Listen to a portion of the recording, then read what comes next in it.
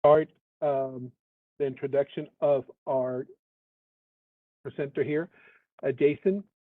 Jason has worked with the credit union for 4 years, and he's currently a certified financial counselor here at our financial wellness department. Jason likes to travel, and he's also a foodie. Yes, he enjoys food, especially the Indian cuisine. His favorite destinations are Cape Town, Africa, and Mexico. He recently visited Phoenix, Arizona in a cadet program presentation and it was able to be in a simulator and he was able to take off and land with no problems, no casualties. So, thumbs up. Also, before we start, down in your screen, you're going to have reactions. Feel free to use your reactions. You feel that it's thumbs up, give him a thumbs up. If you feel that it's something surprising, give him the surprise face. Oh, so once again, let's have fun at this. It's something very important for you to understand. So again, back to Jason on the 5 steps to a better credit report. Jason, take it away. Thank you, Butel, for that awesome and lively introduction. Just a fair warning to you guys, if you guys ever step into an American plane and you see me in the see me ready to take off, please turn around and take another flight. So no, that experience was really really fun, and it was just awesome experience to be able to do that. So I'm glad that you included that in the introduction. So thank you so much for that. So I want to first say thank you guys for inviting me and giving me the opportunity to be able to present to everyone today. For all of the people that are actually on, thank you guys so much for participating. And I am expecting that you guys will have a lot of questions because we want this to be as informative as we possibly can. And just remember that we are here to be able to help you. So any questions that you guys may have, make sure that you include those into the question and answers so that we can get you all the information that you need, okay? And so without further ado, let's talk about what it is that we are actually here to be able to talk about, right? And that's the 5 steps to a better credit report, right? And the reason that I think that this class and this webinar is so important is because there is so much not only misinformation around credit, but just actual information that people have not even heard of. And so I'm really glad that we have an opportunity to be able to share the information that we have presented for you today. And so let's go ahead and get started, right? So the first thing that I want to go over with you guys is what we're actually going to be talking about today, okay? In this webinar today, you're going to learn what a credit report is, okay? And some of the things that we'll go over is some of the information that you'll see on a credit report, things like that, all right? We're also going to look at who looks at your credit report, right? And how they use the information that is presented on your credit report to their benefit, right? We're going to look at how your credit scores are calculated because there is a lot of misinformation around, what things go into building and creating a credit score, making it move either up or down. So we're going to make sure that we hit on that. We're going to talk about what's considered a good credit score. I think that's one of the questions that I get asked most frequently when I tell people what it is that I do in terms of working with people who have questions around credit is my credit score a good credit score? And so we're going to talk about, what's considered a good credit score and find out where you fall in line with the information that the credit bureaus put out, okay? And then we're going to sum all of that information up and tell you ways that you can actually improve your credit score in 5 steps or less, okay?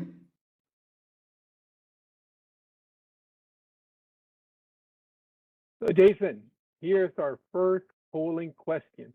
And just in case, which I apologize, the young lady you may see on the screen as well, there is Jamie Fathery. He's the manager of the department. So I'm not sure if you're seeing her or not, but she's showing clearly on my screen. So I just want to make sure that everybody gives her a shout out. So feel free to do that. But poll question number one to everybody. And again, jump in and participate. This is fun.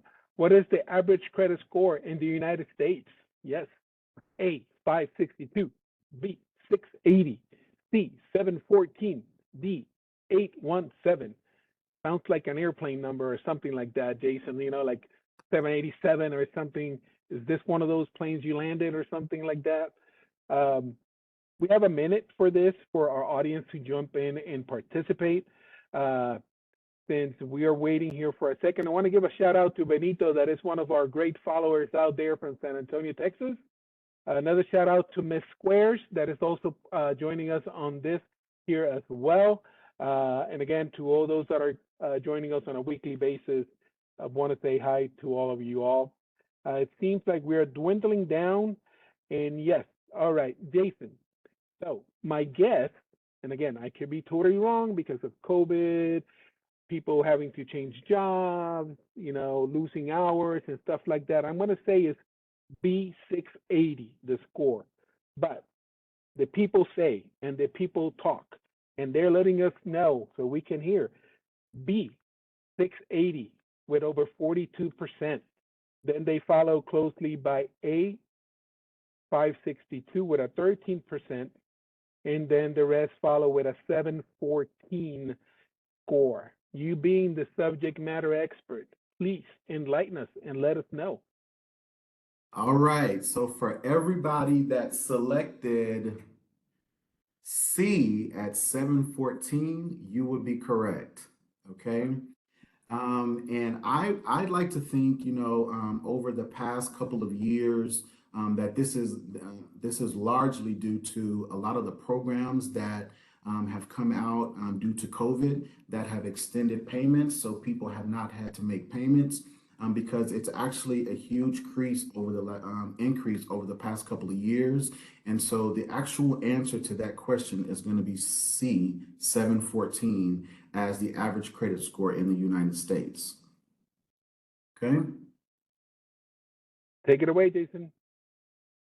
All right. So let's talk about what a credit report is, right? And if I were to explain this, in the most simple possible way that I could, right? The analogy that I would actually use is I would liken it to a credit report. A credit report is like a report card for a student in school, right? It's going to monitor and it's going to grade you in a couple of different areas, depending on how it is that you actually score in these particular areas, right? So a credit report is a report card of your credit history, and it's going to grade you in the areas of the payment history. So it's going to take into account how well you actually make your payments on time in less than 30 days, right? It's also going to take into account your credit usage. And basically what your credit usage is the amount of debt that you have, and also how you actually utilize the debt that you've been extended. So it's going to take into account how much debt that you've accumulated and what your balances are versus what your limits are. Okay. It's going to take into account public records, and I think the most notable one is going to be any type of bankruptcies, right? It's going to be listed on your credit report. Your credit report is also going to include any type of employment history that you've had in years past. Okay, it's going to include also address history and also name changes. Okay. So all of those things are going to be included in your credit report. Let's take a Now we're going to talk about who's actually looking at your credit report and how it's actually used. Okay. So I think the thing that we most commonly associate a credit report with, as well as a credit score with, is when we are actually applying to be able to receive money via a credit card or a loan or a mortgage, something like that, right? So we know commonly that lenders are going to pull our credit report to be able to determine what our credit worthiness is, right? They're going to use the credit score to be able to determine not only how much money they're going to lend us, but at the same time, at what interest rate they're going to lend us that money at, okay? But there are also some other people that are going to have access to your credit reports as well, right? And those are going to be your leasing agents. How many of you knew that, right? I think those people who are probably in the renting world right now can attest to the last time that they've actually gone out and completed an application to be able to rent an apartment or a house, for that matter. They have had to give their social security number to get their credit pulled, right? And a large part of that is going to be to be able to determine whether or not the credit, I apologize, the apartment is going to rent to them. Also, your utility providers are going to have the ability to be able to pull your credit report.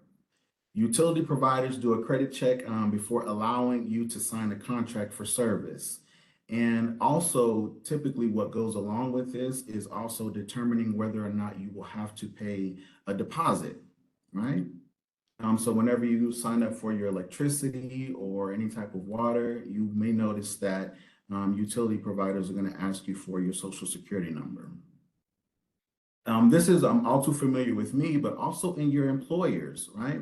Many of your employers are going to check your credit reports to determine your character and trustworthiness. Your credit score could determine if you get the job. I know that in the industry that I work in finance, it's just pretty common knowledge that anytime that you apply for a job, a credit check will be a part of the application.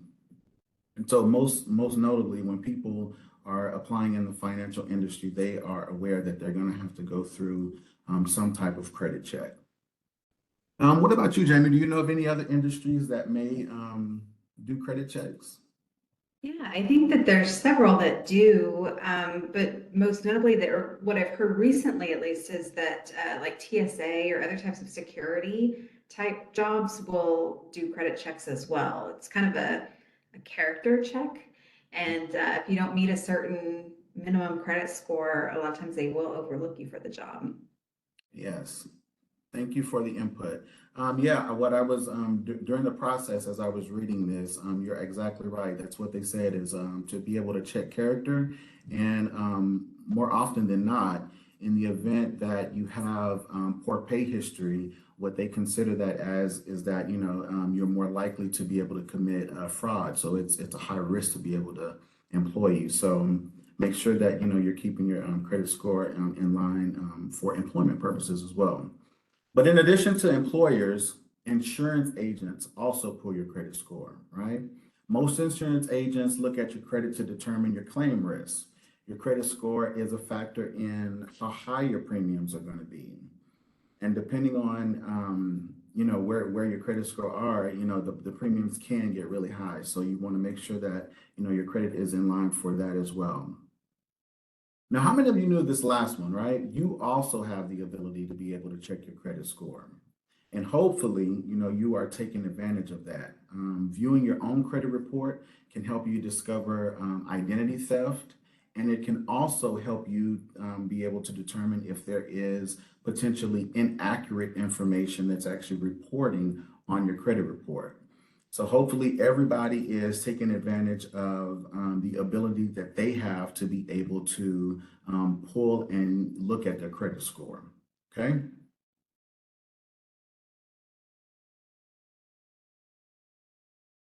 All right, Jason. So we're now in polling question number 2. And again, out there to the webinar world, everybody that is joining us out there, please take a guess on this. Question: when was the last time you checked your credit report? Within the last week, A. Within the last 1 to 3 months, B. 6 to 9 months ago, C. More than a year ago, D. I have never checked my credit report, E. Jason, as our audience is answering this, before that I started working at a financial institution, and that the credit union makes it easy for us to review it, I was really probably a lost sheep without a shepherd. You know, I didn't know where to look for, or I didn't even care at the time. I was younger, I careless at the time. But nowadays, thanks to people like you and Jamie and those that are in charge of our website, allow us to see more and beyond. So let's see, we got about 3 more seconds on this. And again, thank you to everybody that has jumped in, answering the webinar. And I'm going to say, Jason, 6 to 9 months ago, C is the majority of the people, but let's see. Um, well, the majority says that they have checked it last week, over 20%, which is very good. Followed closely by 1 to 3 months ago. And then other two groups that are even are C 6 to 9 months ago and D more than a year ago. We still have a few shy webinaries, if that's a correct word, that are listening and taking notes instead of partaking on the webinar itself. But again, that's fine. We just want to make sure that we can relate with what you know and what we're providing as information. So Jason, what should be the correct answer? Well, there is no right or wrong answer really to this question. It's, when's the last time you checked your credit report? But I will say for those people who have, who have checked it, recently, or even within the last year, I will, shamedly admit that, I even fail in this area, right? Because I make sure that I kind of take care of my payments in a timely manner. I have kind of neglected to be able to look at my credit report, and it's just one of those things that happens. But the good thing is that you actually have the ability to be able to access your credit report absolutely free. And there are federal laws that actually require each one of the nationwide consumer credit reporting agencies, Equifax, Experian, and TransUnion, to actually give you a free credit report every 12 months if you ask for it. Now, the key to that is you have to ask for it, right? It's not something that is arbitrarily done where they just send you your credit report, right? So you do have to go to annualcreditreport.com, create a profile, and request the credit report. And it's something that, I promise I'm going to do, especially after this webinar, be it that it's fresh on my mind. So this is just giving me a reminder that I need to do that more frequently. But some of the benefits, like we mentioned earlier, are going to be making sure that, number one, that all the information on there is accurate. And then number two, making sure that no one has, committed any type of identity theft against you. Okay. Now, one key thing to remember about, annualcreditreport.com is that it's more information based. And so it's going to provide you all of the personal information like your name, your address, and your social security number. You want to make sure that that's correct, but it won't actually provide you with a credit score. So just keep in mind and know that when you actually go to annualcreditreport.com, you will receive the information that's in a credit report, but you won't actually receive a credit score. And it will be, you'll have the option to be able to select from Equifax, Experian, and TransUnion. They all must send you a copy of the reports. And sometimes they will actually be different, right? Depending on the agency, some may be a little bit more updated than others, but that's the exact reason that you want to make sure that you check these, okay? Jamie, is there anything else that you'd like to add on this portion? Yeah, I think, the difference between the annualcreditreport.com and what you could get through, let's say, our app, which I know you're going to cover here in just a second, because I do look at both. I use, our app to monitor it almost religiously, constantly, right? But once a year, I will still pull the annualcreditreport.com because there's a lot more detail that's included in that one. So even if you are in the habit of checking your report or your score often using an app, it's still a good idea to go ahead and pull all 3 credit bureau reports through the annualcreditreport.com because there's a lot more information on there. Keep in mind that those are three different entities, so it will send you the information for the three different bureaus, right? And even though you won't be able to get your credit score at annualcreditreport.com, fortunately for you, if you're members with American Airlines Federal Credit Union, we do offer free credit monitoring with our online banking, right? So all that you have to do is log into your account and sign up with Savvy Money to be able to actually view what your credit score is, right? That information is pulled and powered by TransUnion. And as TransUnion updates your credit score each month, it sends that information to us and we then update it on the online banking profile, okay? So make sure that you utilize that feature.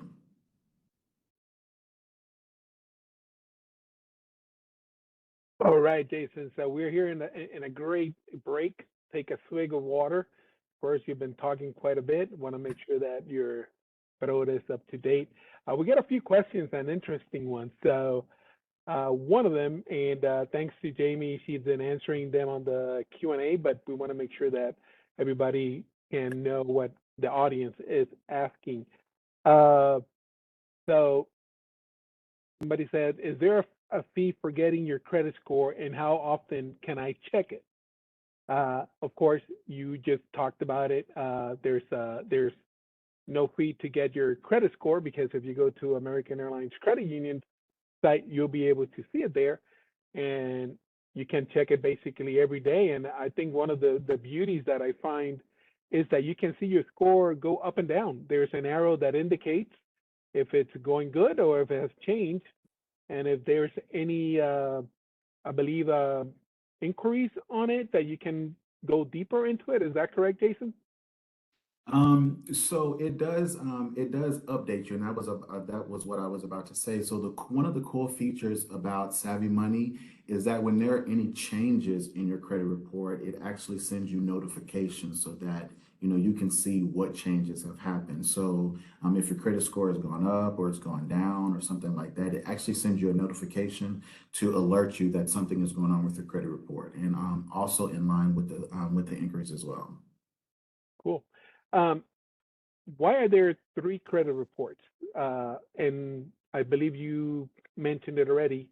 They all get information at different times, and that could be what it creates the difference on your credit score, but it shouldn't be by that much, right? I mean, discrepancy shouldn't be, or what would you say? There's not going to be a huge discrepancy in the different credit scores that you get, but I would liken it to, McDonald's, Burger King, and Whataburger. They're just three different companies, right? And typically, what happens, in my experience, and Jenny may have different experiences she'd like to elaborate on, but typically when you apply for something, they eliminate the highest score, eliminate the lowest score, and then they take what's called the median score, which is the middle score, and use that for lending purposes. And so, yeah, but they're not going to vary too much. Jamie, did you have anything else to input on that? Yeah, I think it's also important to keep in mind that these are three separate companies, and so they each have proprietary formulas for how they calculate. So they're going to put Right. weights slightly different on the different aspects of your credit. So that could be a reason. It could be that you might have a collection or something that's reported at one credit bureau but not reported to the others, and so that could affect it. And then, to get even more complicated, there are different scoring models. You might be familiar with, FICO versus Vantage Score 8, or, the different things. And so depending on the type of model that's being pulled, that could also give you a different score. So it can get a little bit complicated, but generally speaking, a good score is a good score is a good score across the board, right? And unless you have something that's reported on one that's not on the others, like a delinquent payment or something like that, generally they're going to be within probably 10 to 15 points of each other most of the time. Thank you, Jamie. Thank you for your input there. Quick question. How quick can a credit score improve if you just took out a credit card and a car loan, and of course you were dinged twice, so your score may have dropped. How quick can you recover those points? So, one thing to keep in mind is that the credit bureaus update every 30 days. And so I would like to think, it's going to at least take, 30 days for them to be able to get that information and to be able to calculate that, and, another 30 days for that to kind of recalculate. So, the good and the bad thing about credit is that it only updates once a month, right? And so you're looking at 30, 60, 90 days for improvements. But, in the event that you are, making your payments on time and doing things that are impacting your credit in a positive way, you can see results as quickly as 30 and 60 days. Cool. Last question for this round, just for the sake of time. What can I do if my credit gets stolen in the future? How can they either prevent it, or what are the steps to follow in order to get things back to normal?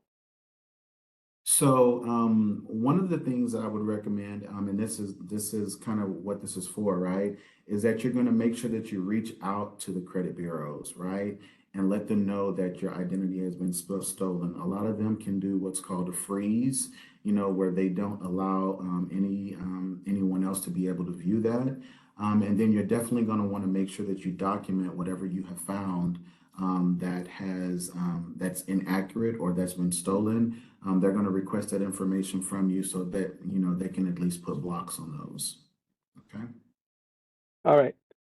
Jason, let's continue with the webinar again.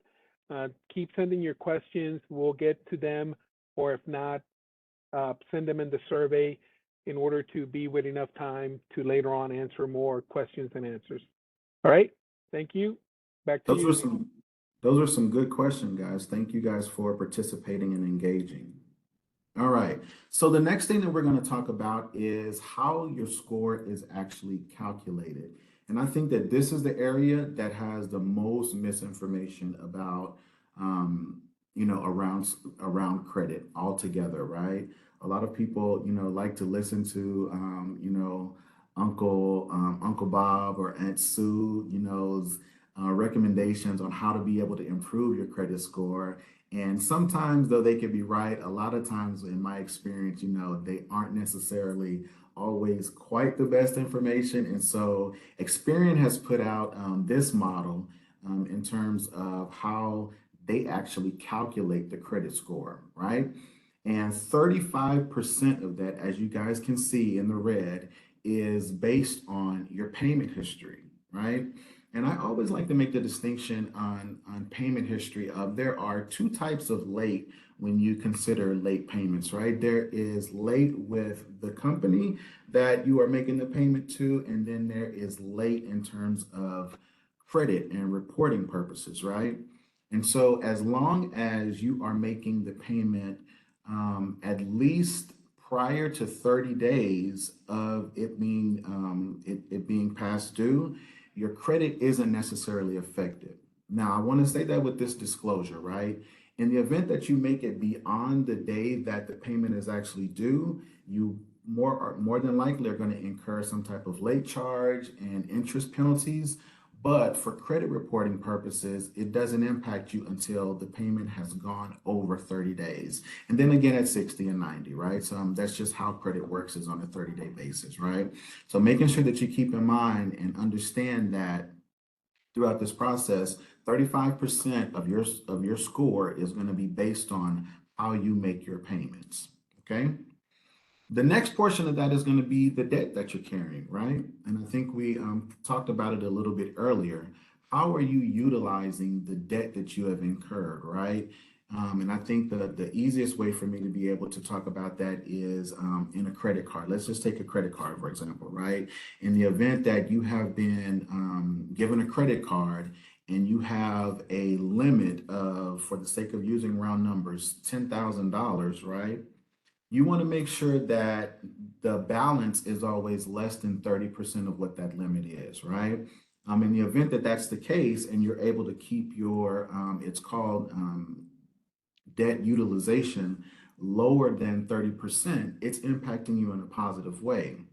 And inversely, in the event that it's over 30%, it's impacting you in a negative way. And that's 30% of how your score is calculated. Credit companies also take into account the length of credit history.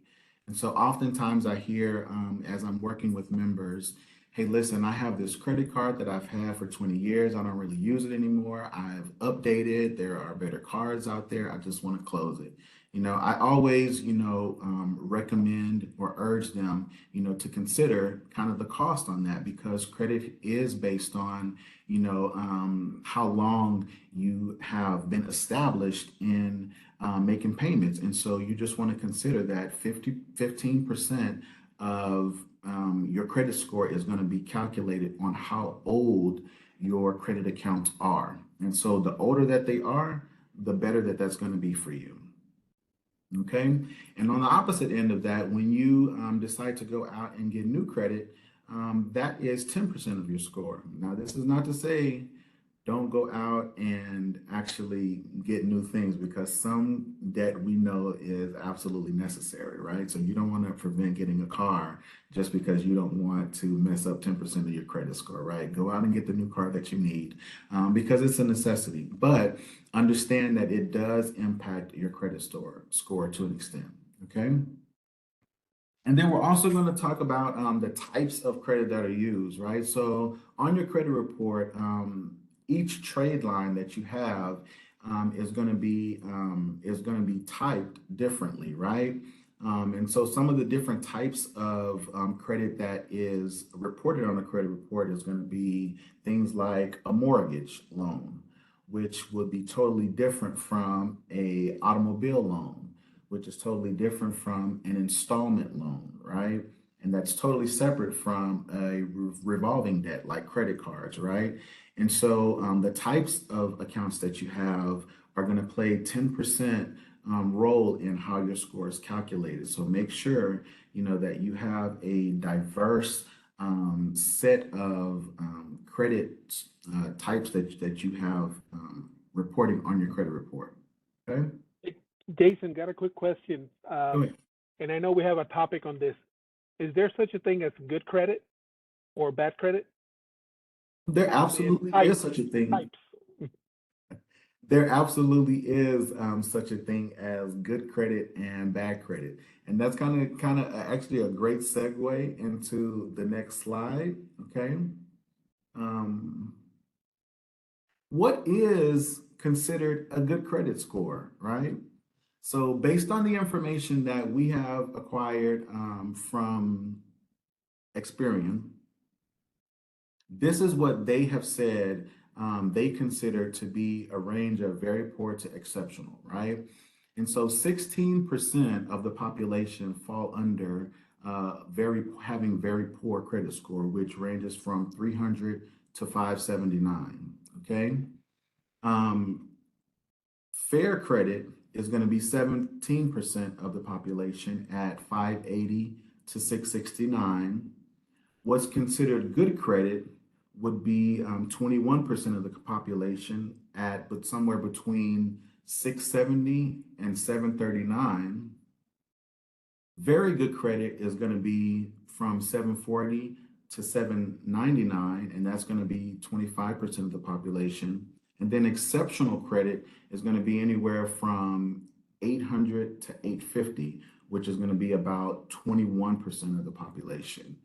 And I don't know if you guys remember the earlier poll question, but as you can see, how everything is laid out, you have 21, 25, and 21%, 25%, and another 21% of people who are above 670, which gave you that average score of 714 earlier that we talked about. Okay. So 67% of Americans have a FICO score or better of these right here. Okay. Does that answer your question, Butel? Yes. If I could add, I'm sorry. No, go ahead, Jamie, please. Oh, yeah. No, I was just saying, if I could add, or just to kind of sum up a little bit, the people, because we get this question as counselors a lot, right? What does it take to get to 850? How do I get my score to 850? Or how do I get it above 800? And so the people that I have seen that have that exceptional credit score usually have that long established credit. They have, a car that is maybe getting close to paid off, but not just paid off yet. They've had a mortgage that they've had for a long time. So it's really having that mixed portfolio that Jason was talking about, having several different types of credit. And those credit cards really come into play because those are the ones that you typically have the longest since they're open. So if you're concerned with having that credit score, got to have that credit card, right? That's open for a long time, and then having that mix. So I know Jason's going to go into that a little bit more, but I thought this was kind of the perfect screen to touch on that. We get that question a lot. Oh, absolutely. That's a question that we hear a lot. How do I get to, that 850 credit score? Well, while we're on the topic, what's the highest score that you think you've seen, Jamie? I have seen 850. It's not common. I'm actually kind of surprised too that 21% of the population is at 800 to 850 because I don't see it very often, but I have seen a couple out there with 850. It's not something I've definitely never seen an 850. I've seen some good credit, but never seen an 850. So that's one of those unicorns. So Right. all right. All right, Jason. We're on poll question number 3. Webinar land out there, please join me. And this is a scenario. So again, there's no right or wrongs on this. This is a comparison, and we want to see no calculators allowed on this question. So we're going to compare a total car value loan of $18,000 on a 5-year period with 2 different rates. And the rates are based on your credit score, basically. So one of the rates is at 11.50 versus 3.75. So how much would someone save on an $18,000 car loan value over 5 years with the rates that I mentioned of 11.5 versus 3.75? So how much will they save on that? A, less than $1,000.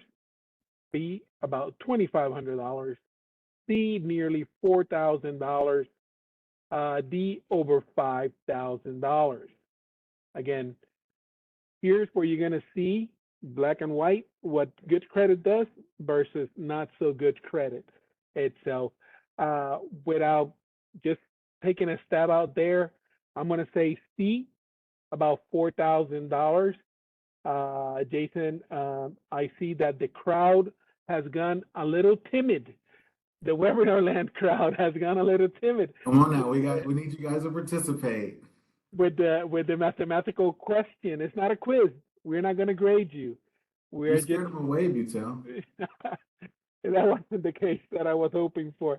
I was just hoping to make a good representation of what a 800 score or a 700 plus score would do versus a 300, 400 score can do. We got about 5 more seconds. Some people jump in the bandwagon after, they were in tie, they were, giving confidence. So let's say. They're like me, you freeze up when you hear a math question. It's like, oh, I don't want to answer that.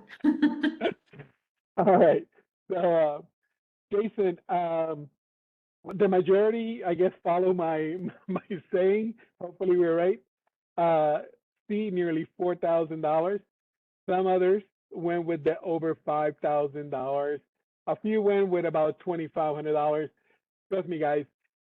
There's a close average quest answer here, but this is just a learning experience for all. And again, this is where you're going to compare and see what good credit versus not so good it does to you in real life. Jason, please. And kind of to segue off of what you just said, I think this is the perfect question to be able to ask right here because it's a great correlation with what a perfect credit score does or an exceptional credit score does versus what someone would get in the event that they had fair credit, right? And so without further ado, the answer was C, nearly $4,000, right? So a car loan for $18,000 taken for 5 years, right, with the total amount paid at 11.5% is 23,750 and 42 cents, right? The total amount paid at 3.75% is 19,767 and 91 cents, with the total amount saved of $3,982 and 51 cents. And so not taking care of your credit will cost you, right? And as we've Literally. learned, yeah, it literally will. So, and as we've learned, throughout the webinar so far, it not only costs you in dollars, sometimes it's going to cost you maybe employment. Sometimes it may cost you in higher premiums. And so it is better to make sure that you are utilizing the information that we gave you on how to be able to calculate the score, to be able to give you some better practices on making sure that you keep that credit score where it needs to be so that this isn't you paying an additional $4,000. Okay. So now that we've talked about all of that, right? How to increase your credit score in 5 steps or less, right? So we've all learned and we all remember, that we have access to be able to pull your credit report at annualcreditreport.com. And so the first step is going to be in line with that, right? Making sure that you pull your credit report and disputing inaccurate information. Okay. Some of the steps that I would say that you want to make sure that you go over is once you pull that, you're going to want to make sure that your name is correct, in all senses, because it does track that and keep history of it. You're going to want to make sure that your address and your social security number are correct. And you also want to go through each line item to make sure that the accounts that are reporting are accurate, right? Accounts that show the accurate balances, accounts that show the accurate dates as well, right? Is there anything else that you can possibly think of, Jamie, that they may want to look at as they're reviewing it?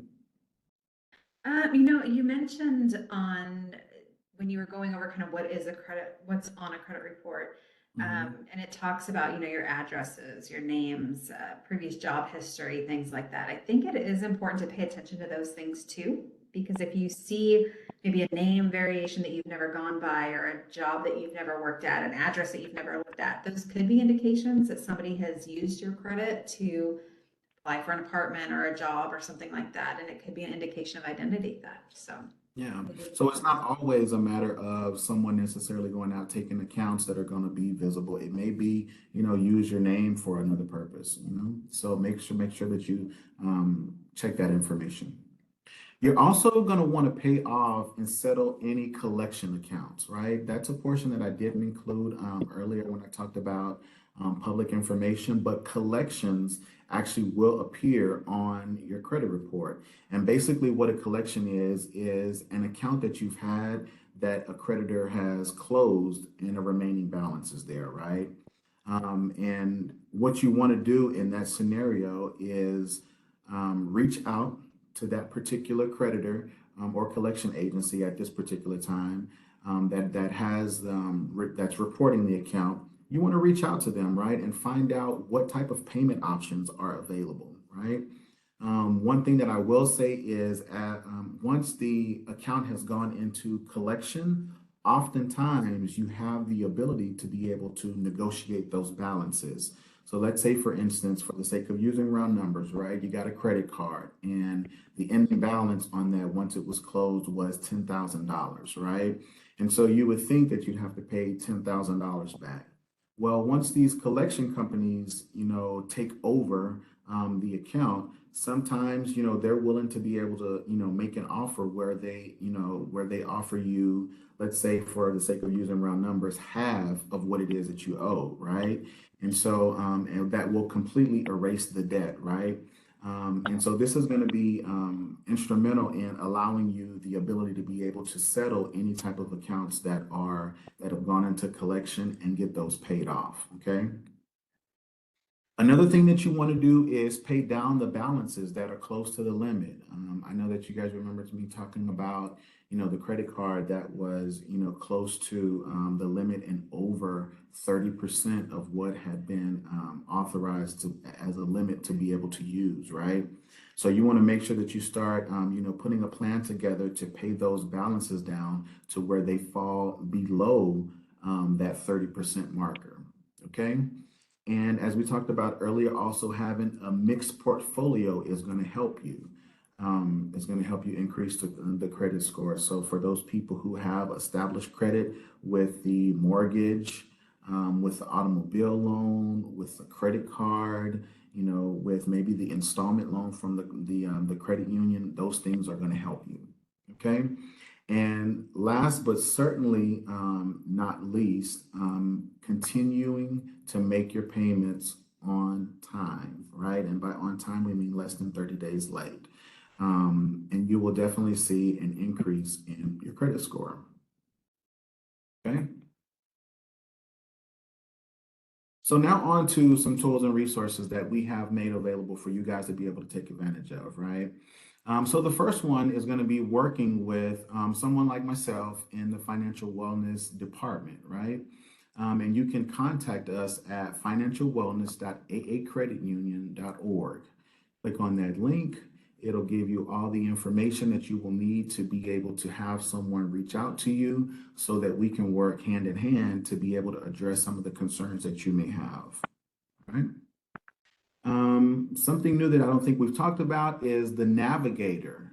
And what that is basically a service that the credit union provides its members to be able to do some research and studying on a very wide array of subject matters that you could potentially need help in, all the way from credit to how to be able to save, to how to manage and budget your money, to how to prepare for retirement. There is just a wealth of information in there. It's kind of like Google for finances, right? You go in there and there's a search engine that you can actually type in for information on different subjects that you actually want to learn about, right? So the Navigator. And actually, Savvy Money as well. Savvy Money is the tool that we utilize to be able to give your credit score and your credit report. So making sure that you take advantage of that. Okay. And this is kind of just an idea of what the Navigator looks like. As you guys can see, there are different classes that you can actually partake in. Some of them are reading, some of them are videos that you can actually watch. Some of them are engagement for questions that you can answer to be able to get a response back from the computer that is calculated like an outcome. And so it's a really, really innovative tool that we offer here at the credit union. So make sure that you take advantage of the Navigator. Now, onto what my department does, which is the Financial Wellness Department, right? So in this department, there are certified credit union financial counselors that you work with. So it's basically someone like myself who, sits down and we schedule appointments to be able to discuss, some of the concerns that our members may have, and just give advice on how it is that we can actually help improve their financial situation. We have experts in financial assistance for bruised credit situations. So some of the conversations are going to be around credit and how to be able to increase those credit scores for people who have had bumps along the way, right? We also offer advanced financial indebtedness solutions.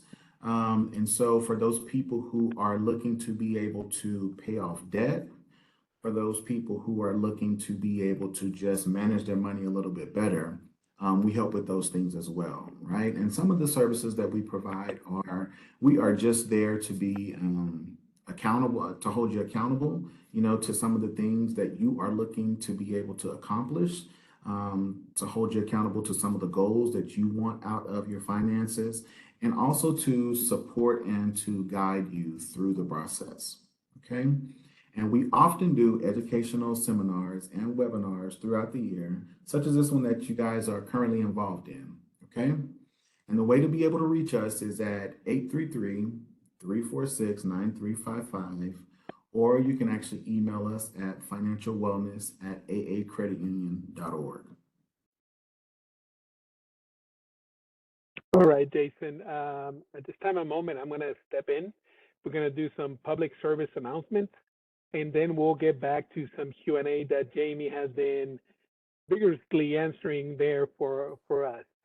So with this being said, I just want to make sure that for those that are out there in webinar land, we want to make sure that you're aware that if you're not a member yet, we want to make sure you're aware that while many of our programs don't require you to be a member, to be a member, all our loans, savings products, and some services, as Jason mentioned, require a basic membership with the credit union. So if nothing else, consider opening a share savings account. That way you can take advantage of all our benefits that we have out there for our credit union member owners at this time. So if you see in the screen, there's a QR code in the bottom right corner. If you scan it, that's going to take you to our website to apply to become a member owner of the credit union. Once you submit all your information towards the end, you're going to see a box that says promo code.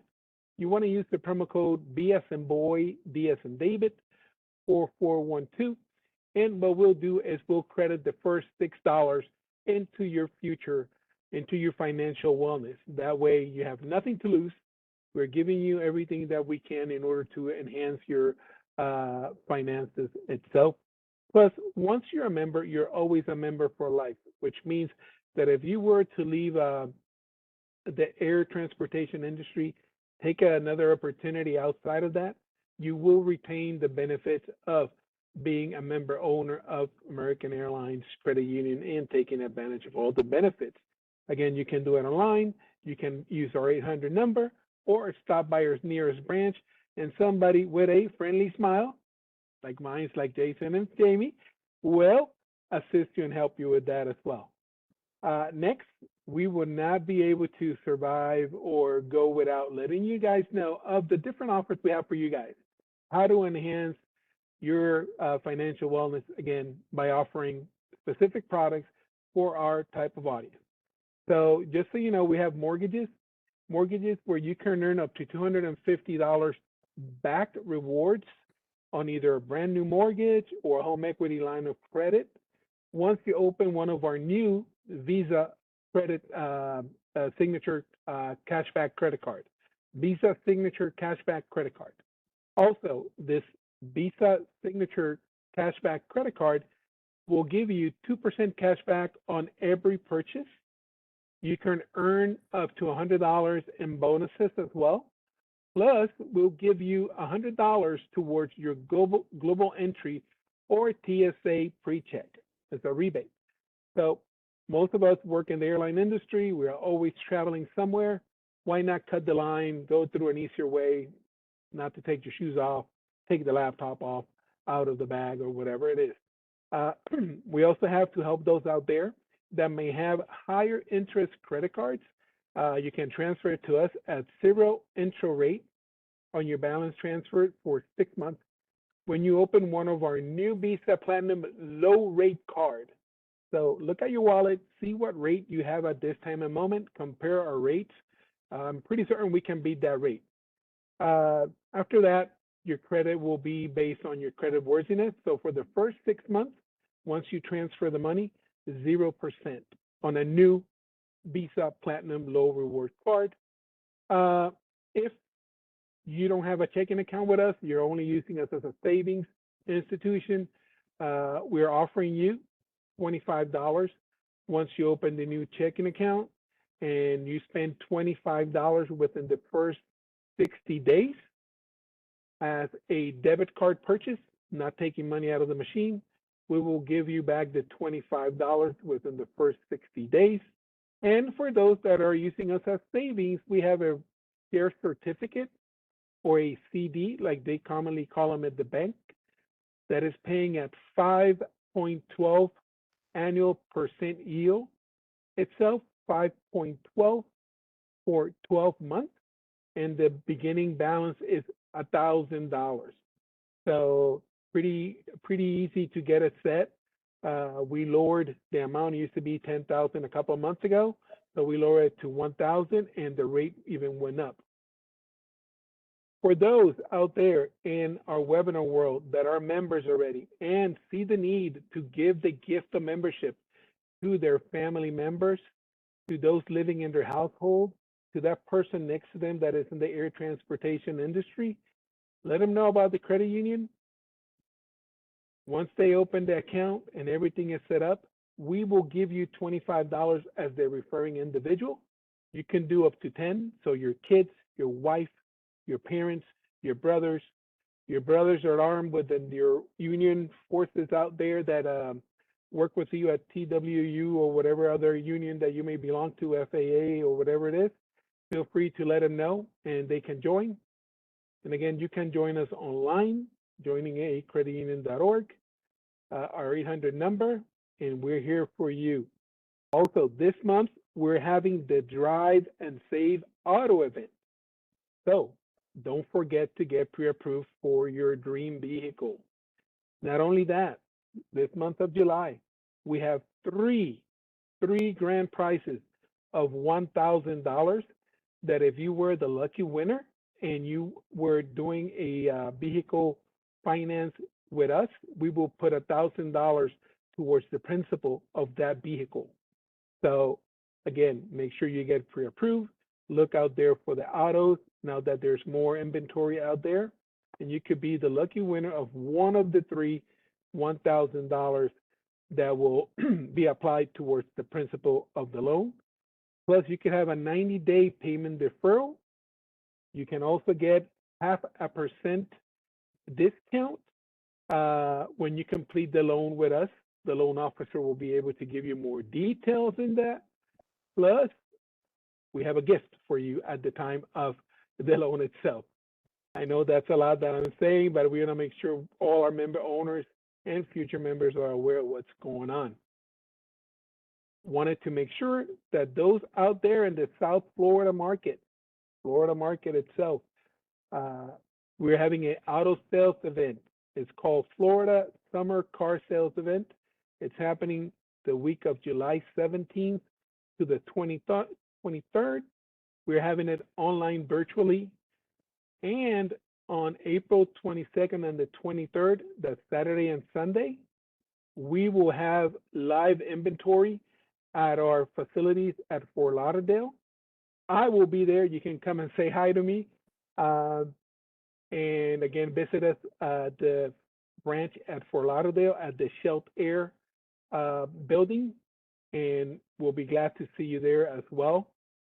Jason, what we're going to do now is we're going to go back to slide 17 in order to put the phone numbers back in case somebody needs to write it down for future usage.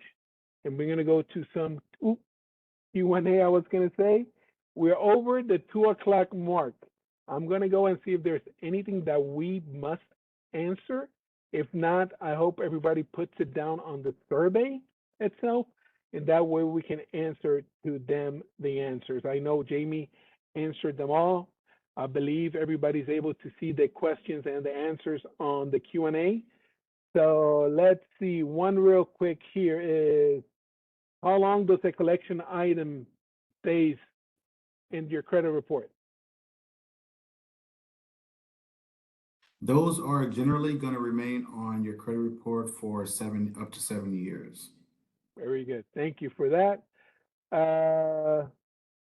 Does having a several savings accounts help increase your credit score? Savings accounts are not reported, so they're not going to help increase your credit score. The only things that are going to have anything to do with your credit score are going to be different lending accounts that you've been, any loans that you've been extended. All right. And because again, we're over 2 o'clock, I want to make sure that you see these phone number here. We also have assistance not only in English, but also in Spanish. We have a very high membership of Spanish speakers throughout the nation and worldwide. So we want to make certain that you take advantage. There's no cost for any of this. Just call down this number, either Jamie, Jason, or so many others that we have in our financial wellness team are going to assist you privately. That way everything stays kosher. Nobody feels that information is going to be mentioned out or anything like that. Thank you again. Want to make sure that you go down to Florida. Those on South Florida Market, come and see us. Thank you for tuning. Remember, if we didn't get to your question, one of a more personal nature, send it through your survey, and we will have somebody reach out to you. Make sure you follow us in Facebook, Twitter, Instagram, and like I said earlier, our new star, Jason, is going to be in YouTube because we have the YouTube channel that you can go and visit. So remember, like, subscribe, smash that button so you can get our information when we're ready to be live. On my behalf, thank you. Jason, up to you. Thank you guys for attending, and I hope that you have been able to take something away from all the information that we've presented to you today. Thank you, guys. And again, to everybody, thank you. Jamie, thank you. Sarah in the background, thank you. Thank you, everybody. See you next Wednesday.